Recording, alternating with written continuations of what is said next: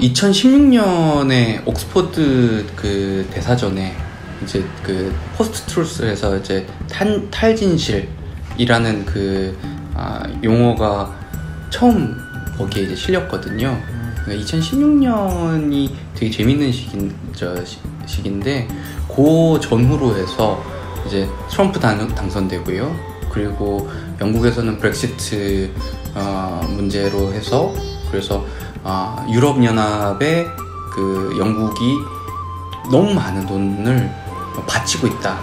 그리고 영국은 아무런 그 이득도 받지 못하는 상태에서 일자리만 뺏기고 있다. 뭐 이런 말들이 이제 받아들여지면서 이제 브렉시트에 굉장히 많은 사람들이 이제 생각보다 예상했던 것보다 너무나 많은 사람들이 이제 거기에 찬성 투표를 한 거죠.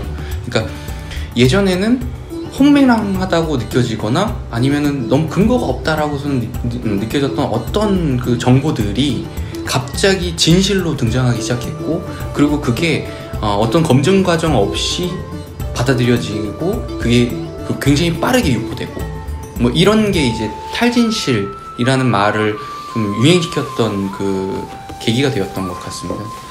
그래서 이제 가짜 뉴스 그리고 또 망언 뭐 이런 것들에 대한 이제 지탄도 많이 있고 지금 우려도 많이 있는데요. 근데 한편으로는 그러니까 가짜 뉴스에 대한 이 우려가 너무 큰 나머지 탈진실 시대는 가짜 뉴스가 마치 만들어낸 것처럼. 근데 문제는 가짜 뉴스는 그 전에도 굉장히 많이 있었던 거죠. 다만 이것이 이제 어떻게 돼서 이렇게 광범위하게 통용되어 수 있었는가? 혹은 탈진실 시대에 가짜뉴스가 문제가 된다면 대체 진실이라는 건 무엇인가? 뭐 이런 질문들이 상대적으로 좀 많이 안 다뤄진 것 같습니다. 이 강좌를 시작하려고 했던 이유도 그런 문제의식에서 시작하게 되었습니다. 그래서 가짜뉴스에 대한 우려를 담은 어떤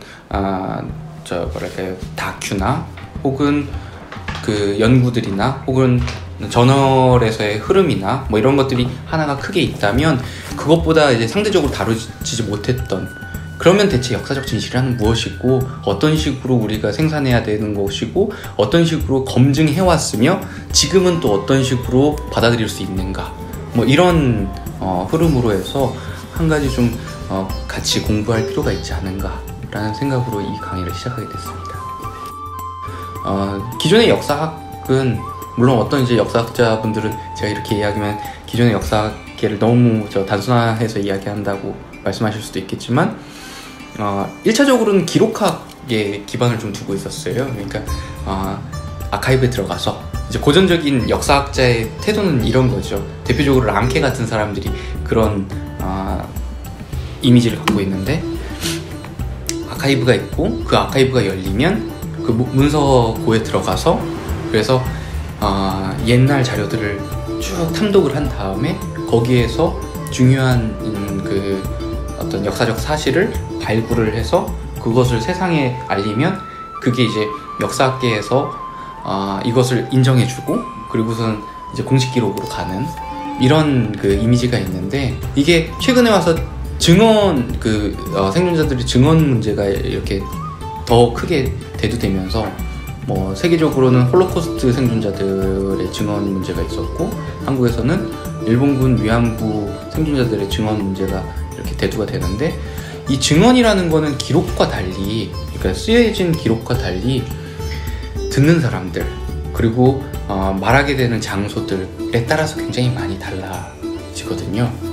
어떤 일본군 위안부 생존자 어떤 분은 한 연구에 따르면 이런 식의 이야기도 하집니다. 그러니까 이 공적으로 계속 그 피해 사실에 대해서 이야기하는 것 외에 다른 역할들은 본인에게 주어지지 않는 것에 대한 피로감, 혹은 공식적으로 이야기하는 것과 달리 이제 일상에서 할 때 그 버전이 이제 좀 서사의 그 버전이 달라진다거나, 사실 이제 그 역사 수정주의자들이 제일 비난하고 딱 잡아채려고 하는 게 그런 변화죠.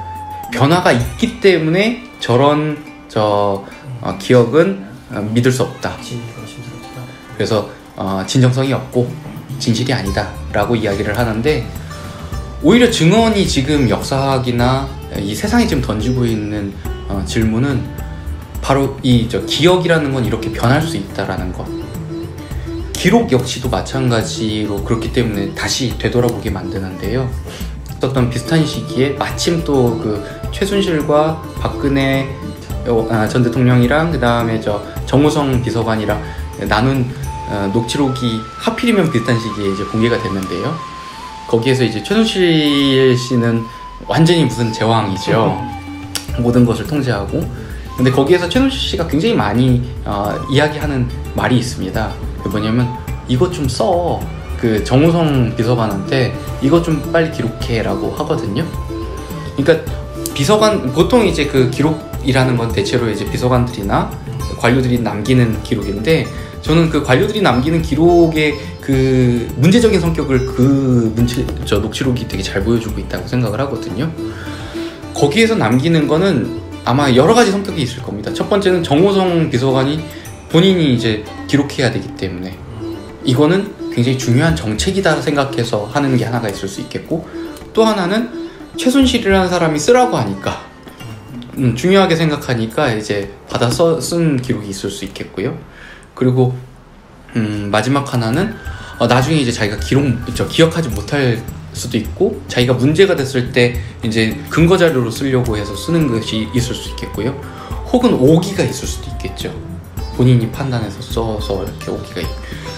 한 기록의 성격이 이처럼 다양한데, 어떤 기록이 나왔을 때 그래서 이게 대체 어떤 기억을 담고 있는가, 어떤 맥락에서 나오고 있는가 를 판단하는 건 그만치 좀 어려운 문제가 되는데요.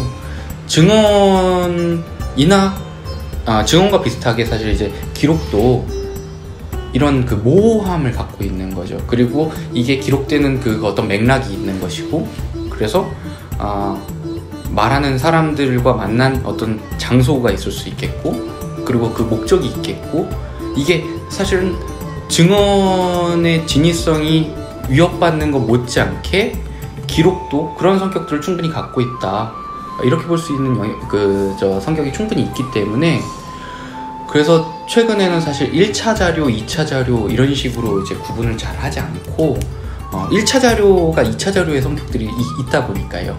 아까 말씀드렸던 그런 정호성 비서관의 기록처럼. 그래서 이것 역시도 어떤 맥락에서 나온 거라서 원자료가 아니라 이걸 이제 경험 연구로 보고, 그리고 다른 것들은 뭐 2차, 뭐 3차 이렇게 나온 것들 다 포함해서 이런 것들을 이제 경험 연구라고 한다면, 그것과 이것을 통해서 이제 나오는 이론들을 이론 연구로 해서 기존의 1차, 2차로 나눴던 거를 이렇게 경험 연구, 그 다음에 이론 연구, 뭐 이런 식으로 이제 나누는 경향도 있습니다.